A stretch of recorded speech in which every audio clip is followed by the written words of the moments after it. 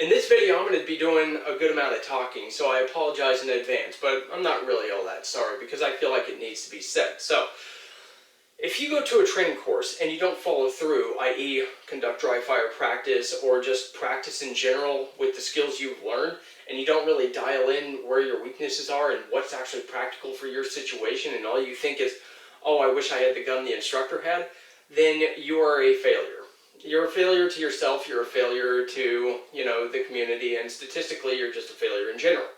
So if you're spending a lot of money and you're paying an instructor to watch them shoot and to paying somebody to envy their gun, then you're basically, failing. So how do you not fail?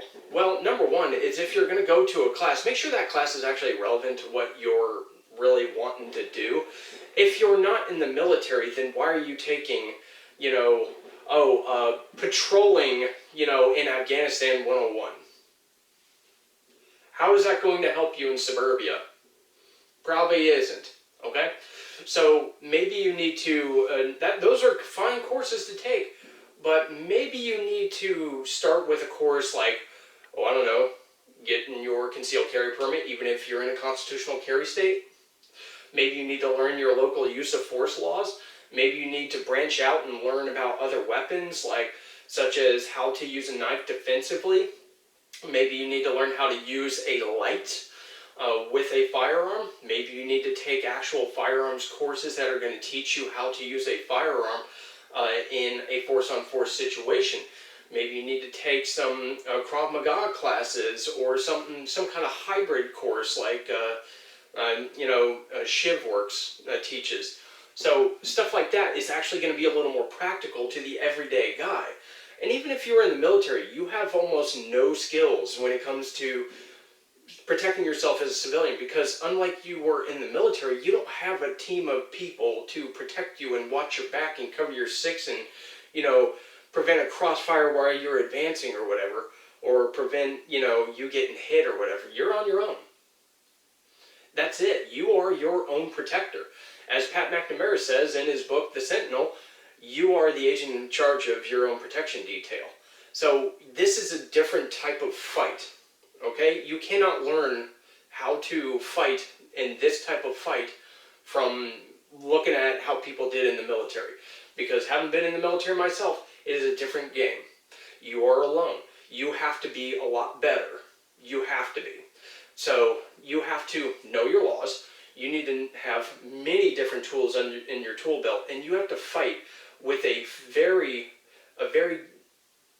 an ever-changing landscape of rules of engagement. Okay, so you don't have the shout, show, shove, shoot rules.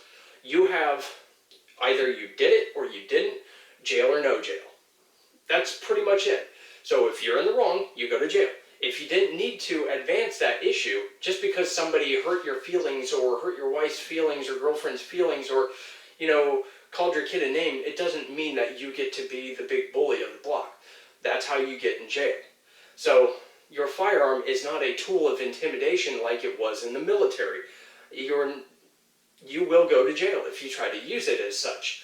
You cannot do warning shots. Warning shots are use of deadly force. A discharge of a firearm is the use of deadly force. So, you're using a deadly force instrument just to shoot warning shots. Really.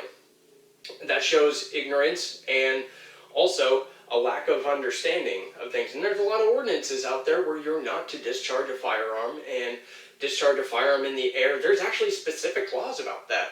So if you don't know your laws, it's kind of like having pots and pans and not even knowing anything about culinary arts, if you will. So you wouldn't even be able to cook a steak properly because you have these pots and pans, you got the gear. It's good enough. No. So anyways, just because you're a short order chef does not make you Gordon Ramsay. So being in the military does not make you capable of being a functional civilian in today's society and be able to, defend yourself in the relevant parameters of what the law affords us private citizens. So, when you're taking a training course on low light, you need to sift out what is actually important and what is being taught in order for you to feel a little better about yourself and stuff that'll actually be useful. Because I can tell you from my experience, at least, just an example of how I sifted through that, 90% of my work would be with a handheld light. Even though, yes, it's nice to have a weapon-mounted light, the amount of time that I'm going to spend on that weapon is probably very short to the time I'm going to be spending on a handheld light. So I spend a lot of time with a handheld light versus a weapon-mounted light. Do I still need to practice with a weapon-mounted light? Absolutely. And I do practice regularly, but, you know, that is my 9 to 5. So when it comes to that, yes, you have a 9 to 5 job, but you also have time to do other things like watching YouTube videos or whatever. And the idea that you cannot blend watching YouTube videos with practicing with your firearm is BS. Okay? It is just simply BS. A lot of people do it. You don't really have much of an excuse. So, here's another thing. Thinking that gear is really going to, you know, help you with success. This is a P30L in .40 caliber with a manual safety. P30LS, actually. So, it also has a low light, or O-light, PL Pro on it. So, this PL Pro is a newer one because the older one actually broke from me shooting it on a .40 caliber platform. I believe the internals were just fried from the concussion, just like a lot of lights. You know, except for the PL Mini 2, actually has still survived my .40 caliber rampage. So, anyways, thinking that I have that me having this pistol does not make me cool and capable of shooting well. It's me spending a lot of time on drilling with this pistol and drilling fine skills to get really good with it, and not expecting, you know, and not allowing myself to settle at mediocrity. So I have what in here, a laser, an ELMS laser. I have this for 9mm and 40. I actually have several. I have spent the money. When G-Site has tried to send me some for free, I actually end up paying them regardless. So I don't really like taking things for free. I appreciate it, but that's not really what I do anymore. At least not at the moment. But this works because it's mechanically aligned to the bore, and, you know, it'll tell me where my shots are going.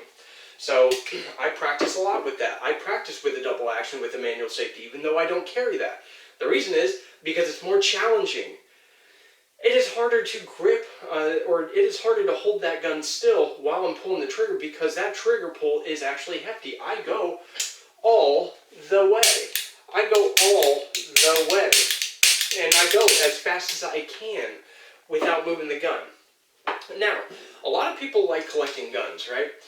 Now, how many guns do you think you'll actually use if things get bad? You can answer that for yourself, but realistically speaking, you're probably going to use 1 or 2 rifles, 1 or 2 pistols, maybe a full size and maybe something small. This Sky CPX2, I'm not advocating this as one of your emergency guns. You can if you want. I mean, it's not a bad emergency gun, but there's some requirements with owning a pistol like this. I've covered this in the past. You need to test it, make sure it's good. If it's not good, send it back to the manufacturer for fixing, and they'll do it all for free. They'll take it for free, and they'll ship it back for free. Within a week, you'll have a fully functioning firearm. Then you have to go test it again. Once you've tested it with a few hundred rounds, good, solid. Now this pistol, you could buy one of these pistols for a little over 200 bucks, maybe about 300, and get a 9mm laser for it, and guess what? You can use this to train your trigger finger, and even if you use it as only a trigger finger training tool, Sky has a no questions asked warranty. So if this thing breaks on you, the little spring down here breaks, then they'll take it and they will repair it at no cost to you within a week. And you'll get it back. And so you can practice pulling the trigger without moving the gun as fast as you can. And it doesn't cost very much. So for the price of a SIRT pistol, you get something that could be a functional pistol if you want it to be. You just got to test it again. So you can actually have something that has mechanical alignment and can actually be used in, you know, in practice, and it's going to give you a little bit of a workout. And so, and it's still functional at the end of the day. A SIRT gun's not going to do that. A SIRT gun's actually going to go off right when you get to the wall. How realistic is that? Not really.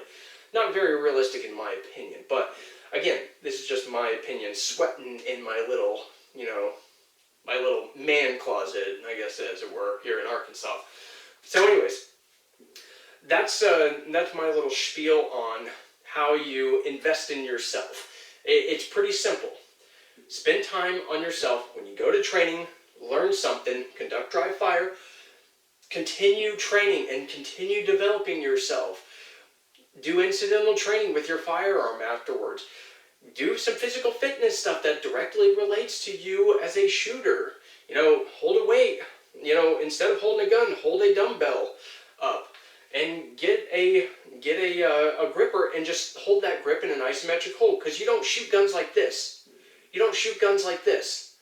You shoot guns like this, right? So why can't you learn to hold a gun tight while moving like this? Just saying. You need to prevent these fingers from moving because that is your primary problem. But anyways, other than that, I have no opinion. I appreciate you guys watching. Let me know what you think in the comments below. I'm sweating like a pig in this closet, so I gotta get out of here. It's probably 110 degrees in here. So anyways, you guys have a good one.